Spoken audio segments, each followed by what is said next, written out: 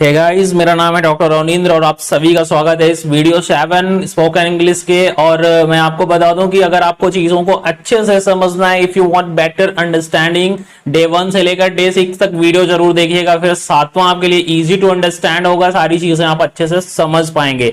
चलिए शुरू करते हैं आज एक इंपॉर्टेंट टॉपिक के साथ अपना आज का सेशन। और हम बात करेंगे इंग्लिश टेंस सिस्टम की। टेंस सिस्टम का एक इंपॉर्टेंट रोल होता है अंग्रेजी बोलने में, और मैं आपको बता दूं कि अगर आप टेंस सिस्टम पे अच्छी कमांड रखते हैं इंग्लिश में ना, तो आप अच्छा बोल पाएंगे, लिख पाएंगे, दिए गए टेक्स्ट को पढ़ भी पाएंगे, with proper understanding, comprehension, development आपका हो पाएगा। तो चीजों को अच्छे से समझना है तो सुनिए मुझे ध्यान से, वीडियो अंत तक जरूर देखिएगा। अच्छा लगे तो लाइक एंड सब्सक्राइब जरूर करें, दोस्तों को भी शेयर करें, क्योंकि 90 दिन का प्रोग्राम कहीं ना कहीं से आपके लिए बनाया जाता है और ये आपके लिए बेनिफिशियल होने वाला है, क्योंकि एक एनालिसिस, एक प्रॉपर प्लान के थ्रू चीजें आपको कनेक्ट करके एक दूसरे से दी जाती हैं ताकि आप एक अच्छे वे में चीजों को समझ पाएं। चलिए शुरू करते हैं आज का सेशन। इसमें हम कुछ tense based commonly used phrases और सेंटेंसेस यूज करेंगे जो अंग्रेजी में बोले जाते हैं, है ना। मैं आपको उस वे में टेंस नहीं पढ़ाने वाला कि जैसे कि राम जाता है, गीता सोती है, इसका कोई यूज नहीं है जहां तक मैं जानता हूं। As long as spoken English is concerned, इसका कोई यूज नहीं है कि राम जाता है, सीता सोती है। मैं इस तरह के सेंटेंसेस आपको नहीं देने वाला हूं। कुछ ऐसे सेंटेंसेस दूंगा इस वीडियो के अंत में जो आप अंग्रेजी बोलने में बहुत अच्छे से इस्तेमाल कर पाएंगे और आपकी फ्लुएंसी बढ़ेगी, आपके लाइफ में वैल्यूज ऐड होंगी, एक अच्छे लेवल के एक स्पीकर बनेंगे आप। चलिए शुरू करते हैं आज का session. Before going ahead and discussing things in detail, मैं आपको बता दूं कि सबसे पहले हम बात कर लेते हैं कि ये टेंस होते क्या है। देखिए, टेंस इंग्लिश ग्रामर की भाषा में टाइम जो है, टाइम ही इंग्लिश ग्रामर की भाषा में टेंस कहलाता है। ओके, मैंने इसका डेफिनेशन दिया है कि अ वर्ब, एक वर्ब से ही पूरी कहानी जुड़ी होती है। हर वाक्य में वर्ब यानी एक्शन की बात की जाती है। अगर वाक्य में जो प्रयुक्त वर्ब है ना, वो अगर समय का जो इशारा करे, बिना समय के जिक्र के कोई वाक्य आप बोल नहीं पाओगे।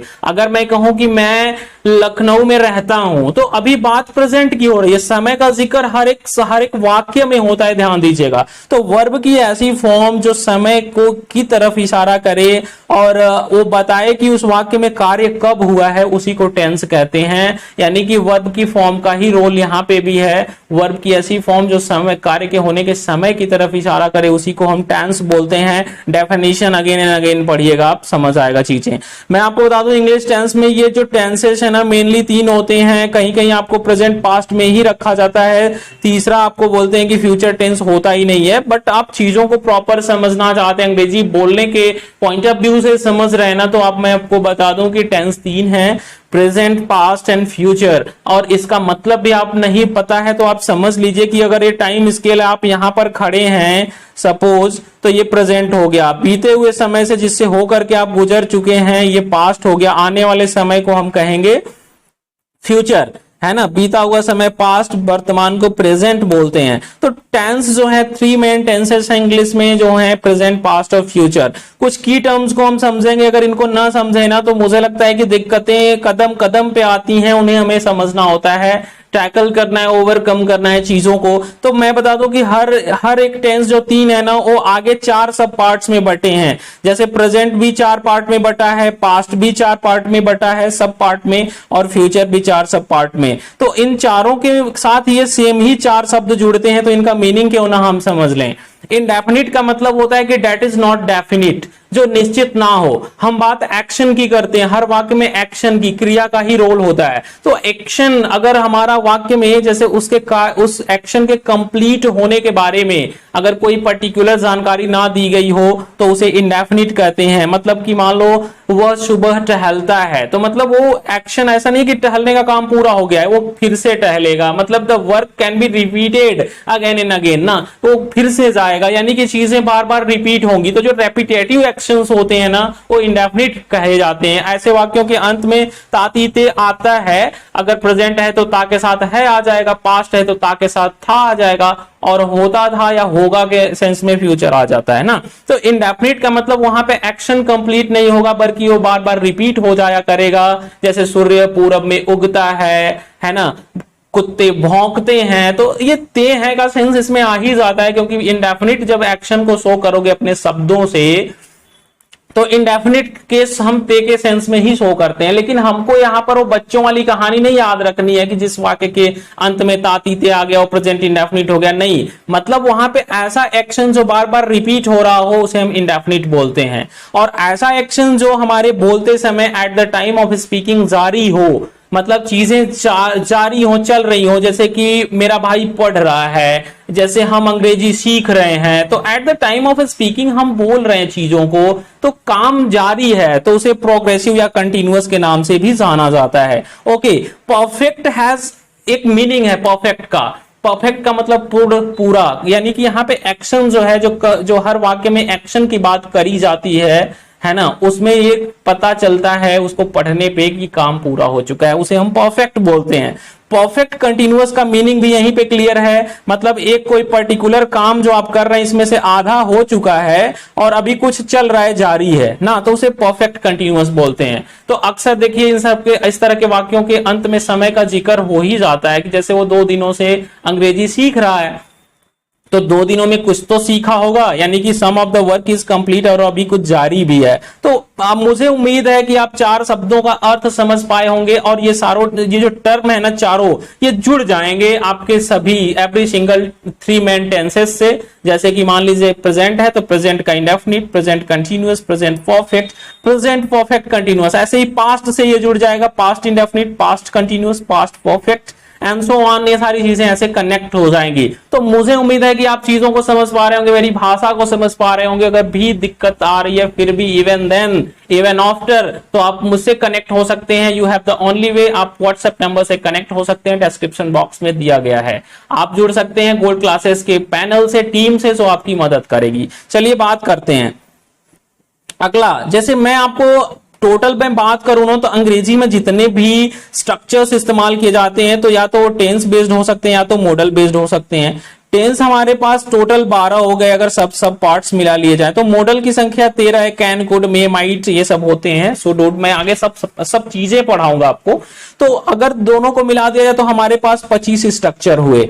इन 25 स्ट्रक्चर्स को अगर आप अच्छे से समझ जाते हैं तो आप अंग्रेजी अच्छे से बोल पाएंगे, काफी हद तक चीजें आसान हो जाएंगी और आप बोल पाएंगे और अच्छा लिख पाएंगे ना। तो ये हमें जो स्ट्रक्चर्स हैं, जो हमारे 25 हैं, 1 बाय 1 पढ़ेंगे। ये वाला लेंथी होगा थोड़ा चैप्टर, इंग्लिश टेंस सिस्टम मुझे 2-3 वीडियो में पढ़ाना होगा आपको, लेकिन पेशेंस बनाए रखिए, धैर्य के साथ पढ़ाई करिए, क्योंकि अच्छी चीजें हमें पाने में ना थोड़ी मेहनत, थोड़ा समय, ये सारी चीजें देनी पड़ती हैं, है ना। If you invest your time and money, अभी क्या है ना कि यहाँ पे आपको मैं केवल कह रहा हूं कि आप अपने समय को खर्च ना करके इन्वेस्ट करिए इस हमारे यात्रा में, आप जुड़े रहिए, कुछ नया सीख पाएंगे, मुझे काफी उम्मीद है। तो चीजें देखिए, टाइप 1 का जो सेंटेंस होता है ना, इसका क्या होता है कि इसमें सब्जेक्ट आता है, वर्ब की फॉर्म, जैसे यहाँ पे वर्ब के लिए बी फॉर्म यूज हो जाता है, is, am, are, has, have और अदर वर्ड्स आ जाते हैं, ना कि कोई अन्य शब्द आएगा, ठीक है ना। पार्ट्स ऑफ स्पीच मैंने अच्छे से समझा दिया कि 8 होते हैं। तो मैं आपको बता दूं, टाइप 1 एक ऐसा, टाइप 1 में एक्शन होता नहीं है, मतलब कि टाइप 1 विदाउट एक्शन वाले सेंटेंस होते हैं। इसमें हम किसी व्यक्ति का नाम, नेम ऑफ द पर्सन, किसी चीजों के बारे में बता देते हैं, ऑक्यूपेशन, कंडीशन, स्टेट वगैरह के बारे में बताते हैं। जैसे कि वो डॉक्टर है, ऑक्यूपेशन हम बता रहे हैं, तो हम इसमें कोई एक्शन की बात तो नहीं कर रहे हैं, तो हम बोलेंगे ही इज अ डॉक्टर, मतलब इज की मदद से हम अब सीधे उसका फिर रखेंगे और आगे कोई एक्शन वर्ड्स नहीं लाएंगे। लेकिन अगर हम कहें he is running across the road, तो यहाँ पे इज के साथ वर्ब की आईएनजी फॉर्म आ रही, तो एक कंटिन्यूअस टेंस हुआ। यहाँ पे इज आ रहा है लेकिन वर्ब की कोई फॉर्म नहीं आ रही है, यही मेन वर्ब का काम कर रहा है। तो टाइप 1 मुझे अब उम्मीद है कि आप समझ गए होंगे, जिसमें क्या होगा, वर्ब की फॉर्म आएगी is, am, are, has, have में से कोई एक आ सकता है, और आपको केवल उसमें पर्सन, लोगों का पर्सन, थिंग, जो कंडीशन, ऑक्यूपेशन शो करने के लिए सब स्ट्रक्चर्स यूज होते हैं ना। चलिए टाइप 2 की बात करते हैं। इसमें सब्जेक्ट को पहले रख करके वर्ब में एस या यस लाना होगा। क्यों? क्योंकि मैं कई बार बता चुका हूं वाक्य का सब्जेक्ट सिंगुलर नंबर में है तो वर्ब भी प्लूरल नंबर सिंगुलर नंबर में होना चाहिए, अगर ये प्लूरल तो ये भी प्लूरल। मतलब ये एग्रीमेंट रूल है अंग्रेजी का, मतलब ये सबसे पहला जो मास्टर रूल मैंने आपको बताया कि the subject of a sentence has to agree with the verb in that particular sentence, right. तो आपको चीजों को बस समझना है। टाइप 1 टाइप 2 में अंतर कर पा रहे होंगे, नहीं समझ पा रहे हैं तो कनेक्ट हो जाइए हमसे, एक बार बात करिए, देखिए क्या दिक्कतें आ रही है आप में। देखिए एक में एक्शन नहीं हो रहा है, एक में एक्शन हो रहा है, जैसे वह लिखता है, इसमें लिखने का काम हो रहा है ना, तो ये टाइप 2 का सेंटेंस हुआ।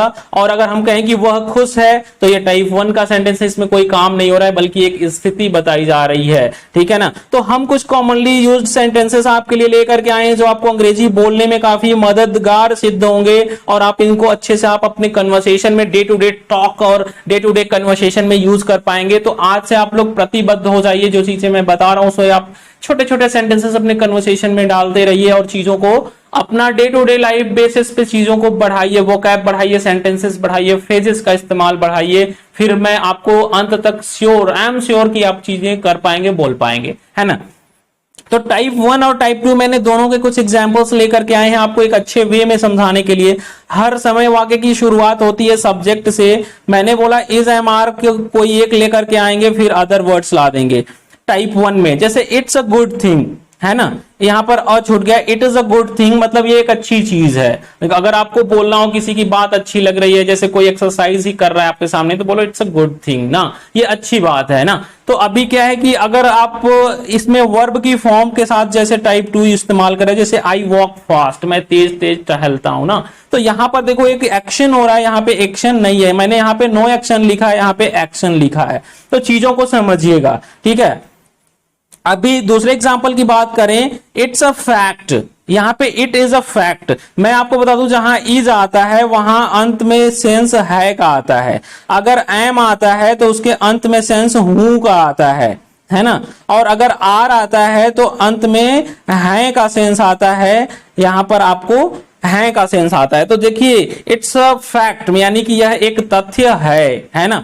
अभी यहां पर आप देखेंगे वी स्टडी हियर, हम यहां पढ़ते हैं, ये टाइप 2 हो गया। टाइप 1 में क्या हो गया, इट्स अ फैक्ट। एग्जाम्पल्स आपको हम दे रहे हैं, आप दोनों को यूज करिएगा अपने कम्युनिकेशन पार्ट में। मैं आपको बता दूं कि सबसे ज्यादा अगर हमारे डे टू डे कन्वर्सेशन में चीजें यूज होती है ना, तो टाइप 1 का सिंपल प्रेजेंट इंडेफिनिट ही यूज होता है, इसलिए इस पे आपका फोकस ज्यादा होना चाहिए। मैं इसको 2 वीडियो में आपको समझाऊंगा, ठीक है। अगर आपको किसी से कुछ कहना है ना कि यह गलत है, तो बोलेंगे दिस इज रॉन्ग, है ना। अगर सही है तो दिस इज राइट, ओके। लेकिन अगर आप अंग्रेजी सीखते हैं, मैं अंग्रेजी सीखता हूं, तो आई लर्न इंग्लिश, राइट। देखते हैं अगला सेंटेंस, आई एम फाइन। जैसे कि अगर आपसे कोई पूछता है कि आप कैसे हैं, आपका हाल कैसा है, तो आप बोलेंगे I am fine, I am just fine, I am fine या आई एम ओके बोलते हैं ना, ऐसे आई एम गुड बोलते हैं, आजकल थोड़ा ट्रेंडिंग में बोलते हैं आई एम गुड। आप थोड़ा सा कन्वर्सेशन सुनिए कैसे लोग बात करते हैं, मैं आपको बताऊंगा अभी अगले सेशंस में कैसे ऑडियो कन्वर्सेशंस को सुनना है, किस सोर्स से सुनना है, क्योंकि जो सोर्स है ना जो नेट पे अवेलेबल है, सब रॉन्ग सोर्स कई लोग दे रखे हैं। मैं सबकी बात नहीं कर रहा हूं, जो रॉन्ग सोर्स है आपकी जो नॉलेज है ना उसको भी खत्म कर देते हैं वो लोग, जो अच्छी चीजें आप जानते हो भी हटा देते हैं। तो प्लीज आप ऐसे वे में पढ़िए कि 90 दिन अगर सिस्टमेटिक चीजों को पढ़ेंगे तो समझ पाएंगे। आप हियर एंड देयर कोई एक वीडियो देख लिए तो कंफ्यूजन बढ़ा देते हैं बल्कि कम करने के जगह पे ना। तो चीजों को समझिए, आई एम गुड यूज कर सकते हैं अपना हाल बताने के लिए। इट सीम्स का मतलब क्या होता है, ऐसा प्रतीत होता है। इट अपीयर्स, ऐसा लगता है। आप कभी भी बोले ऐसा लगता है कि आप भूखे हैं, it seems you are hungry, it seems you are full. अगर जैसे पूरा आप खा चुके हैं, पेट भर चुका है, तो बोलेंगे it seems you are full. तो अभी बोल सकते हो ना कहीं से, I am excited to learn English, ये टाइप 1 हो गया, मैं अंग्रेजी सीखने के लिए उत्सुक हूं। It means a lot to me, इसका मेरे लिए बहुत बड़ा मतलब है, कह सकते हैं। यू आर क्वाइट राइट, आप बिल्कुल सही हैं। जैसे आपको कभी किसी से कहना पड़े ना कि आप बड़े अच्छे, मतलब आप अच्छे हैं, बिल्कुल सही हैं, तो बोलो यू आर क्वाइट राइट, है ना। बोलो यू आर राइट या you are exactly right, you are absolutely right. तो ये टाइप 1 का सेंटेंस हुआ ना। अगर कोई सामने वाला गलत है तो बोलो you are totally wrong, right. अभी क्या है कि यहां बोलो यू हेल्प मी, ये टाइप 2 हो गया, आप मेरी मदद करते हैं, इसका मतलब ये हुआ, है ना। आगे देखिएगा, अभी क्या है कि इट इज अ प्रोसेस, यह एक प्रक्रिया है। इज लग रहा है तो है आएगा, है ना। आर लग रहा है तो हैं आएगा। चीजों को समझिए, जैसे वी आर लर्नर्स, हम सीखने वाले हैं, हम लोग जो है ना एक लर्नर हैं, तो है का सेंस आएगा। ही इज अ डॉक्टर, वह एक चिकित्सक है ना। यहां पर कुछ सेंटेंसेस को क्लियर से अच्छे से समझ लिए। ही ओबेज हिज पेरेंट्स, वो अपने माता पिता की आज्ञा का पालन करता है ना। दे वर्क हियर, वे यहां काम करते हैं। सी कुक्ड फूड, यहां एस क्यों लग रहा है, क्योंकि ये सिंगुलर नंबर में सी है तो वर्ब में एस लगा करके इसको सिंगुलर बनाया जाता है। वर्ब में एस लगाने से सिंगुलर बनता है और नाउन में एस लगाने से वो प्लूरल बनता है। यही उल्टा प्रोपोर्शन जो नहीं समझा वो हमेशा गलती करेगा, है ना। चलिए बात करते हैं, कुछ और सेंटेंसेस मैंने कलेक्ट कर रखे हैं आपके लिए। जैसे कि आप कहते हो ना कि आप दुबले पतले दिखते हो, तो यू लुक लीन एंड थीन। आप किसी की तारीफ करना चाहते हैं तो सिंपल प्रेजेंट टेंस में आप बोल सकते हैं यू लुक सो स्मार्ट। 10 बार इस सेंटेंस को बोलिए, मैं गारंटी लेता हूं आप अच्छा अंग्रेजी बोल पाएंगे। सुबह एक बार इस सारे सेंटेंसेस को पीडीएफ को प्रिंट करके या तो अपने टेबल पे रख के अपने हाथ से लिख करके 10 बार पढ़िए। You look so smart, you look so smart. मैं रटा नहीं रहा हूं चीजों को, पहले समझा रहा हूं फिर आपके माइंड में भर रहा हूं। चीजों को समझिएगा, क्योंकि रटने के लिए जो ना आके चिल्लाते हैं, कहते हैं कि नहीं रटना नहीं है अंग्रेजी। सही बात है, नहीं रटना है, लेकिन एक बार समझ लो तो फिर अपने टंग को सेट करने के लिए, बात तो हिंदी में करते हो डेली, बोलना चाहते हो अंग्रेजी, तो एक बार प्लीज अपने टंग को सेट करने के लिए शब्दों को रिपीट किया करो, सेंटेंसेस को 10 बार बोला करो, बेवजह बोलो यू लुक सो स्मार्ट। क्योंकि तारीफ करना बुरी बात नहीं है, किसी की तारीफ करके आप अपने बड़े से बड़े प्रोजेक्ट हल कर सकते हैं, है ना। बल्कि आप किसी की शिकायतें करेंगे तो आपके सारे रास्ते में अड़चने आएंगी और प्रॉब्लम आपको ढेर सारी फेस करनी होगी। चलिए बात करते हैं कुछ और सेंटेंसेस जो बचे हुए आपके लिए। जैसे सी इज अ टीचर, वो एक अध्यापिका है। ही डज हिज वर्क, वो अपना काम करता है। अगर कोई चीज आपको आसान लग रही है ना तो बोलो it's easy, it is easy, या बोल दो इट इज नॉट डिफिकल्ट। ऐसे भी बोलो it is difficult, it is wrong. आप ऐसे बोला करो। क्यों मैं इट ला रहा हूं, देखो वाक्य की शुरुआत सब्जेक्ट से होगी, तो it, he, she, you, I, you, ये सब भी तो कोई हमारे वाक्य में सब्जेक्ट के जगह पे आते हैं। या तो नाउन आएगा या तो प्रोनाउन आएगा या किसी का नाम आएगा या किसी चीजों का नाम आएगा सब्जेक्ट के प्लेस पे। मैं सब्जेक्ट आपको समझा दिया हूं कि वाक्य में जिसके बारे में चर्चा करी जाती है या जो काम करता है वही सब्जेक्ट होता है। तो subject has to be at the first place in a sentence, right. तो इट से वाक्य की शुरुआत हो रही, नहीं कहीं कुछ मिल रहा है। अगर हम कहें 10 बच्चे हैं तो देयर आर 10 बॉयज कहेंगे। अब देयर में कहां से ला दिया, देयर से हमें लाना पड़ेगा क्योंकि वाक्य की शुरुआत करने के लिए हमें एक सब्जेक्ट की जरूरत होती है अदर देन इंपरेटिव सेंटेंस। तो वो सब्जेक्ट कहां से लाओगे, मार्केट में से अवेलेबल है। देयर उठा लो, इट उठा लो, यू, ही, सी, इट तो भाई लाओगे तब जब आप यू की बात करोगे, जब हम तुम के सेंस में यू यूज करेंगे। आई अपने लिए बोलेंगे, जैसे मैं भूखा हूं तो आई एम हंग्री, मैं उत्सुक हूं आई एम एक्साइटेड, मैं डरा हुआ हूं आई एम नर्वस, अगर मैं खुश हूं आई एम हैप्पी, मैं बहुत खुश हूं I am extremely happy, I am very happy. ऐसे अगर आप खुश हैं यू आर हैप्पी, है ना। चीजों को समझिए। आई अंडरस्टैंड योर प्रॉब्लम, यहां पर मैं आपकी समस्या को समझता हूं, ये सेंस देगा, है ना। They are good at singing, वो गाने में मतलब गाने में अच्छे हैं, गाना अच्छा गाते हैं तो अच्छे हैं। गुड एट इस्तेमाल किया करिए। They are good at singing, they are good at dancing, you are good at this. अगर आप बोलो कि I am good at singing, I am good at mathematics, I am good at driving, ऐसे बोल सकते हो। इसको आप वेराइटी ऑफ सेंटेंसेस ऐड करो। These are my books, these का प्रयोग भी कर सकते हो सिंपल प्रेजेंट का टाइप 1 में। These are my books, those are my bags. It is clear, यह स्पष्ट है। अगर क्लियर नहीं है तो बोल दो इट्स नॉट क्लियर, राइट। अभी क्या है, संजीत मेक्स हाउस प्लान। जैसे संजीत नाम का कोई लड़का है जो यूट्यूब पर हाउस प्लान्स बनाता है, तो संजीत मेक्स हाउस प्लान्स मतलब वो मकान का नक्शा बनाता है। तो मैक्स, मेक में एस लग रहा है, सब्जेक्ट सिंगुलर नंबर में इसलिए। ही टेल्स अ लाई, वो झूठ बोलता है। दे स्पीक वेरी वेल, वे बहुत अच्छा बोलते हैं। I walk in the morning, मैं सुबह टहलता हूं।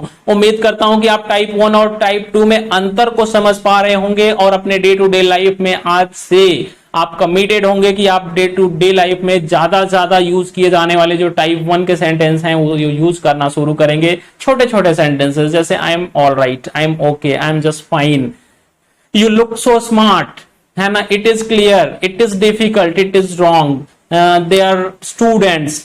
ऐसे बोला करो, धीरे धीरे चीजें समझ आ जाएंगी। उम्मीद करता हूं कि जो चीजें मैंने इस वीडियो में बताने का प्रयास किया है आप समझ पाए होंगे और उसे अच्छे से समझ पाने के बाद आप अपने लाइफ में यूज भी करेंगे। उम्मीद करता हूं वीडियो में बने रहिए। 90 दिन की यात्रा में उम्मीद करता हूं कि हमारे सारे छात्र हमसे बेनिफिटेड हो पाएंगे। नाम लेना चाहूंगा विनोद कुमार का, क्योंकि वीडियोस मैं नहीं देता हूं तो आप कमेंट किए हैं। I really salute your sincerity कि आप चीजों को अच्छे से पढ़ पा रहे हैं। हालांकि नंबर ऑफ चैनल्स अवेलेबल हैं, लेकिन you have trust in gold classes, तो कभी मैं आपको डिसअपॉइंट नहीं करने वाला हूं। चीजों को समझिए। I thank all my students who are watching me online. सभी को मैं बोलता हूं कि आप पढ़िए और जो भी बेनिफिट्स आप पा सकते हैं, मेरे लिए एक प्राउड मोमेंट होगा चीजों को अगर आप मुझे कमेंट करके बताएंगे। तो please do comment, send your suggestions और चैनल को सब्सक्राइब करें, अपने दोस्तों को जरूर शेयर करें, so that I can also be a good एक अच्छे फैन फॉलोअर्स के साथ आपको अच्छे से पढ़ा सकूं with right kind of motivation, है ना। चीजों को समझिए। Thank you so much for watching this video. मिलते हैं अगले वीडियो में, वीडियो नंबर 8 में, और वहां पर हम कुछ और भी इंपॉर्टेंट चीजों पे चर्चा करेंगे। Thank you so much.